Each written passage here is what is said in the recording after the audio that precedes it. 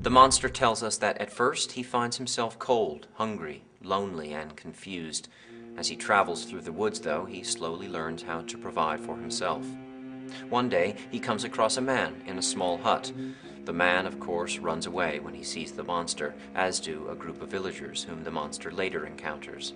The poor creature seeks only warmth and companionship, like any human would, but can find none.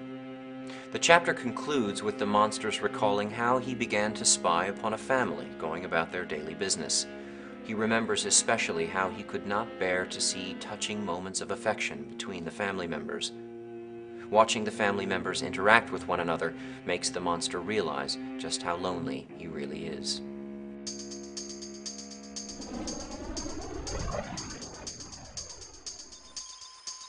As the monster tells his story, we see that, contrary to our expectations, he is calm, rational, and even sensitive.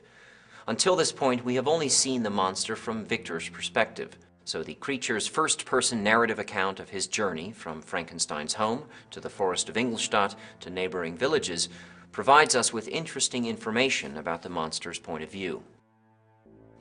We see now that Victor's opinion of the monster is not necessarily the case. Nevertheless, we must keep in mind that even though the story shifts to the monsters speaking in first person, Victor is still narrating the story that the monster has told him to Robert Walton, and Walton has, of course, recorded the story for his sister and for us. So even though it appears as if we are hearing this story from the monster himself, we must keep in mind that we are still at least a third removed from the actual events. The monster is not necessarily wretched and evil, as his creator would like for us to think. So the monster's story causes us to question not his virtue, but rather Victor's virtue. From the monster's perspective, he has done nothing wrong. He is kind and sympathetic, and much more so than his master. And the different versions of this story cause us to question the validity of each story. Whose version is the correct one? Who is telling the truth? Who is more at fault, the monster who possesses the flaws, or the creator who has allowed these flaws to develop? The brilliance of Shelley's work is that it raises such questions for us to consider, and that these questions are not only specific to Frankenstein, but are universal. For example, when we perceive the monster's naivete and helplessness, we realize his potential for goodness. This makes us wonder how and why and who or what is responsible for the destruction of this potential, just as we wonder how any evils occur within our societies. Who is more culpable for social ills, the individuals who commit the crimes, or the society who produces the individuals capable of committing them? The Romantics have considered such questions and often espouse that the ills of societies influence individuals to become corrupt. And Shelley's Frankenstein encourages us to reflect upon such questions in our own societies as well.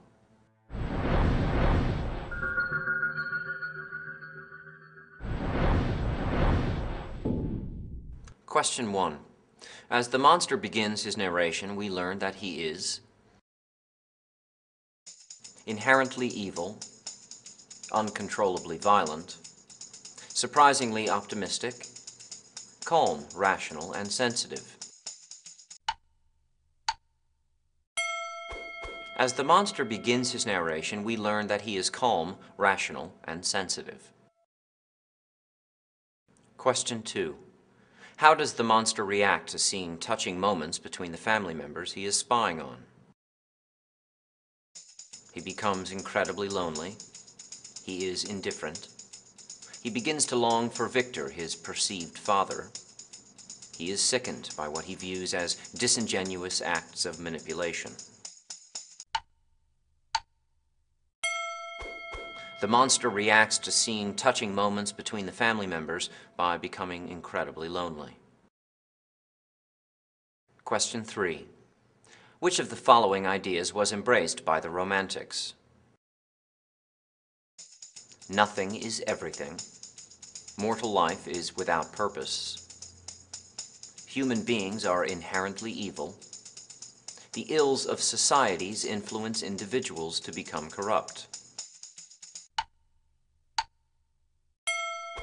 The ills of societies influence individuals to become corrupt was an idea that was embraced by the Romantics.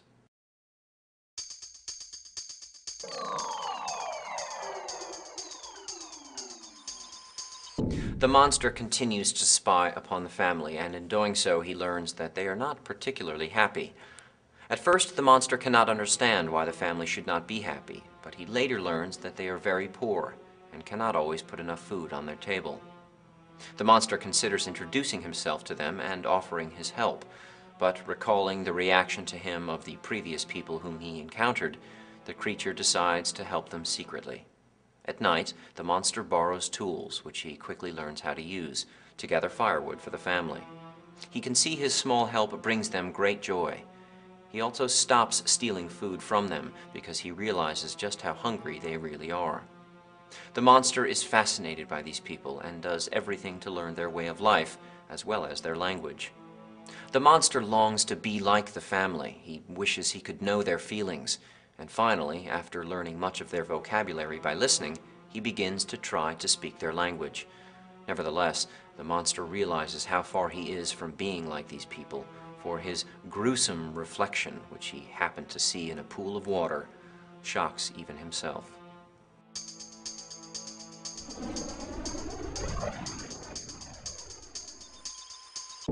In Chapter 12, we continue to observe the intellectual and emotional development of Frankenstein's creation.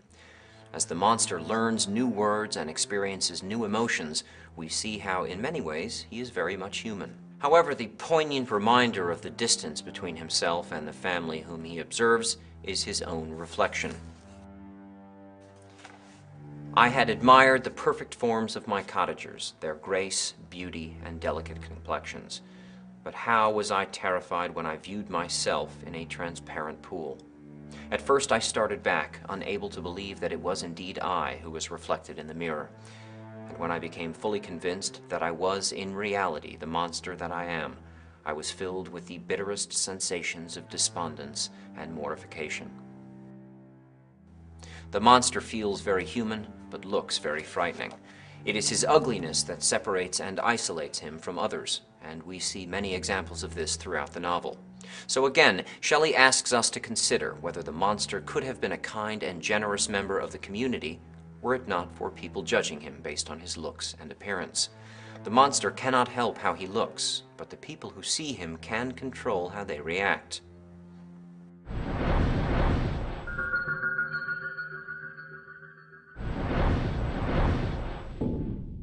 Question 1. Why does the monster decide not to introduce himself to the DeLacy family? He is self-conscious about his inability to speak. He recalls his previous experiences with human beings and thinks they will be frightened of him. He doesn't desire companionship. Whenever he builds up the courage to introduce himself, something unfortunate happens. The monster decides not to introduce himself to the DeLacy family because he recalls his previous experience with human beings and thinks they will be frightened of him. Question 2. How does the monster react to seeing his own reflection? He is pleasantly surprised. His face is strikingly familiar, as if he were seeing an old friend. He is emotionless, strangely unable to react. His gruesome reflection shocks even himself. When the monster sees his own reflection, his gruesome reflection shocks even himself. Question 3. Though the monster feels human, he is separated from others because of his violent nature, ugliness, enormity, shyness. Though the monster feels human, he is separated from others because of his ugliness.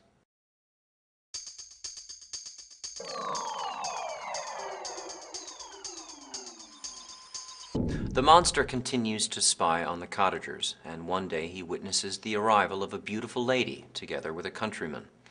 The mere sight of this woman delights the family, and especially the boy Felix, who has been rather melancholic until now. Felix welcomes her excitedly, kisses her hand, and calls her his sweet Arabian. The monster begins to realize that the mysterious woman, named Safi, does not speak the same language as the others. He soon learns that the family is giving her language lessons, and he enthusiastically spies on these lessons in order to improve his own skills. The monster learns speech together with letters, which is taught from Volney's Ruins of Empires. The stories from this book lead the monster to reflect more deeply about who he is and from where he comes. As he becomes more and more knowledgeable of the existence and purpose of human beings, the monster becomes more and more distressed about the great gap that exists between him and the family he has grown to love and even call his protectors.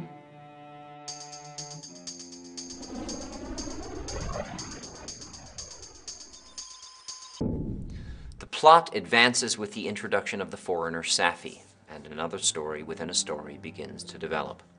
The story of Safie, which unfolds, however, is not isolated from that of the monster. Instead, Safie's character serves as a parallel to the monster.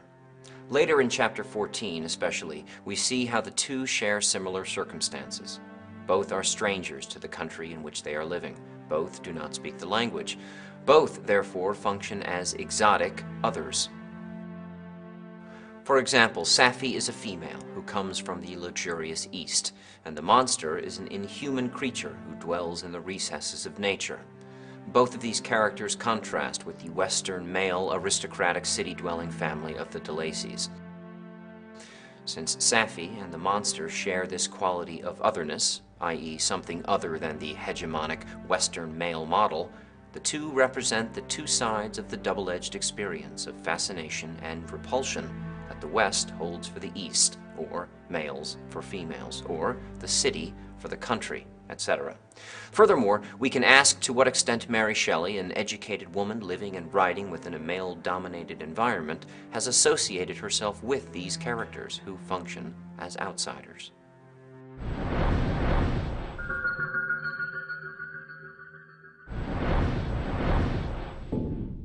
Question 1. Which family member is most excited by Safie's arrival? Agatha, Felix, Mr. de Lacy, the monster. Felix appears most excited by the arrival of Safie. Question 2. What is the name of the book from which Safie and the monster learn to speak French? Paradise Lost, Plutarch's Lives, Ruins of the Empires, Rime of the Ancient Mariner. Safie and the monster learn to speak French from Ruins of the Empires. Question 3. As the monster grows to love the family, he nicknames them his protectors, happiness, medicine, sunlight. As the monster grows to love the family, he nicknames them his protectors.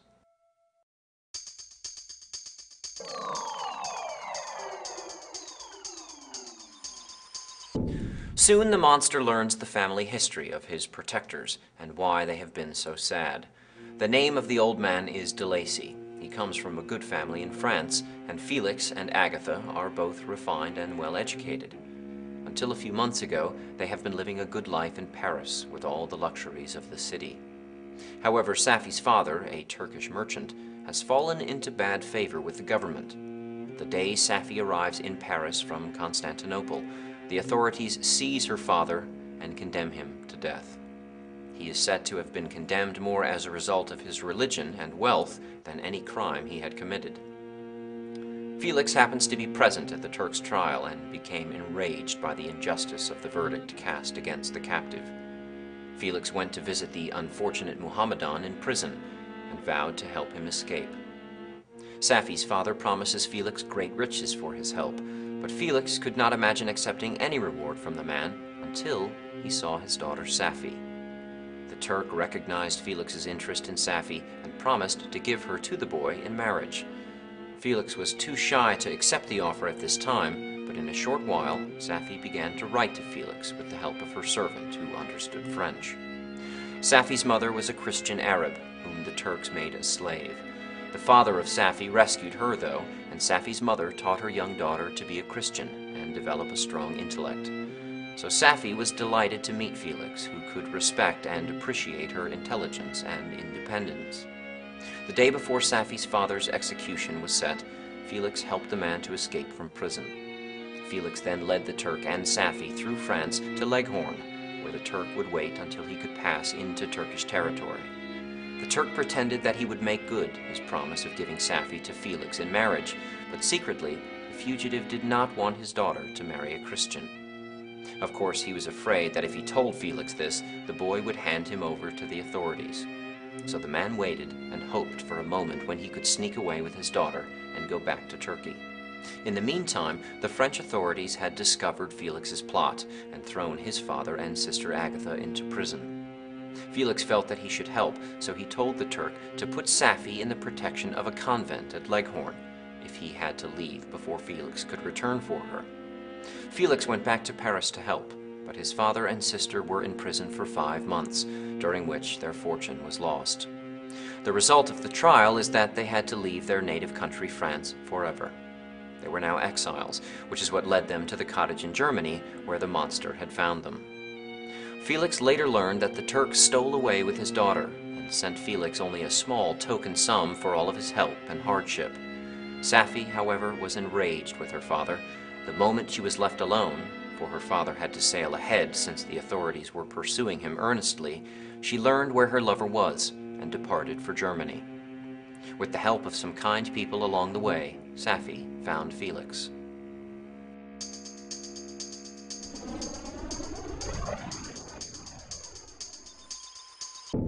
Shelley's novel exposes a self-other dichotomy by often portraying the other, as represented by the monster, as superior to the self, as represented by Victor. But at the same time, Frankenstein in many ways still participates in the cultural stereotypes and negative depictions of its day. This becomes most evident in the character of Safi's father, called a Muhammadan, who is depicted as the stereotypical crafty Turk. Safi's father resembles the good male characters in the novel in the way that he rescues a woman, in this case Safi's mother, from an unfortunate situation. However, he nevertheless acts depraved and conniving. Felix soon learned that the treacherous Turk, for whom he and his family endured such unheard-of oppression, on discovering that his deliverer was thus reduced to poverty and ruin, became a traitor to good feeling and honor, and had quitted Italy with daughter, insultingly sending Felix a pittance of money to aid him, as he said, in some plan of future maintenance. In this case, Felix functions as the good, noble European male, and the Turk is the wicked, depraved Easterner.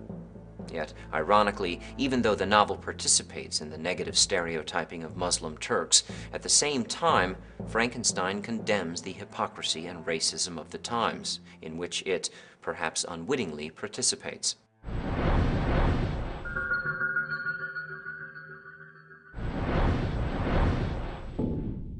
Question 1. Why is Safi's father condemned to death? He is wrongly accused of murder for inciting a riot amongst Parisian Turks, because of his wealth and religion, because of his ethnicity. Safi's father is condemned to death because of his wealth and religion. Question 2. Why does Safi's father not want Felix to marry his daughter? Because he is a Christian, because he is jobless, because he suspects Felix is violent, because he has never met Felix. Safi's father does not want his daughter to marry Felix because he is a Christian. Question 3. Frankenstein in many ways still participates in the cultural stereotypes and negative depictions of its day. This is most evident in his descriptions of Victor as an obsessive student, the monster as a sympathetic creature, Safi as a vulnerable young woman, Safi's father as a crafty Turk. Frankenstein, in many ways, still participates in the cultural stereotypes and negative depictions of its day. This is most evident in his descriptions of Safi's father as a crafty Turk.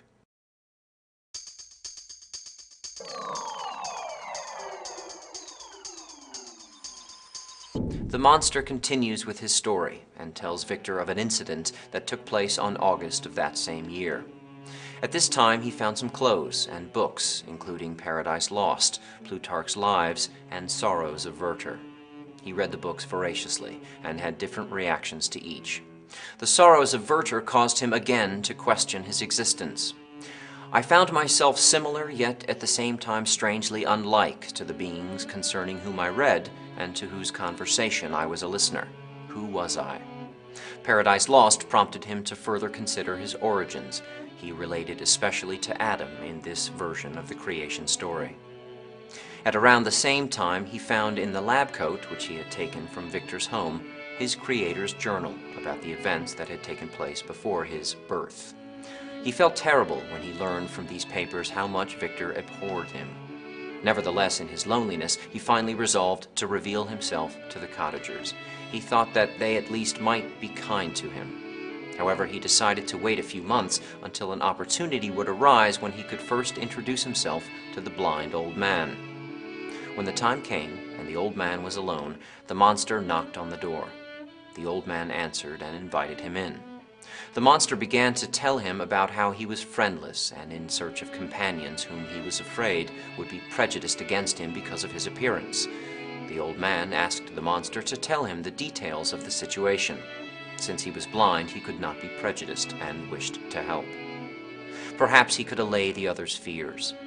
The monster graciously thanked him, but then the children returned home, and the old man could do nothing to help. Agatha fainted. Safi ran outside. Felix attacked him and beat him with a stick, and although the monster could have killed Felix if he had wanted, he only ran away.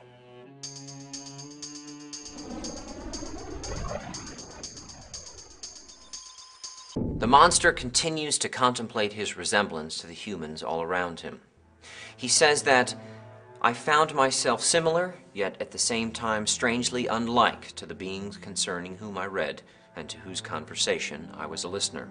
I sympathized with and partly understood them, but I was uninformed in mind. I was dependent on none and related to none.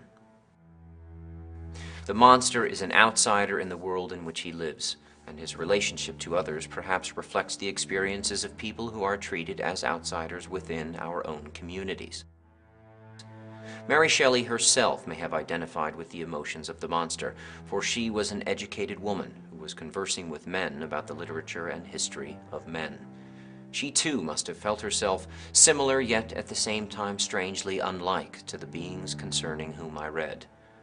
Like the monster, women living in Shelley's society were often considered irrational and unequal to the men around them.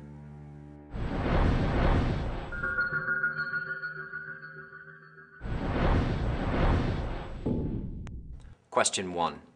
In Chapter 15, the creature speaks of finding some books and reading them voraciously. Which of the following is not among them? Paradise Lost, The Sorrows of Werther, the Bible, Victor's Journal. In Chapter 15, the creature speaks of finding some books and reading them voraciously. They are Paradise Lost, The Sorrows of Werther, and Victor's Journal. He does not find the Bible. Question 2. How does the monster react to reading Paradise Lost? He is bored by it. He questions his origins and compares himself to Adam. He misinterprets Milton's writings as comedic. He doesn't understand its content and becomes frustrated and angry. The monster reacts to reading Paradise Lost by questioning his origins and comparing himself to Adam. Question 3. Like the monster, women living in Shelley's society were often considered sympathetic and worthy of respect, ugly and without feelings, inherently good and benign, irrational and unequal to the men around them. Like the monster, women living in Shelley's society were often considered irrational and unequal to the men living around them.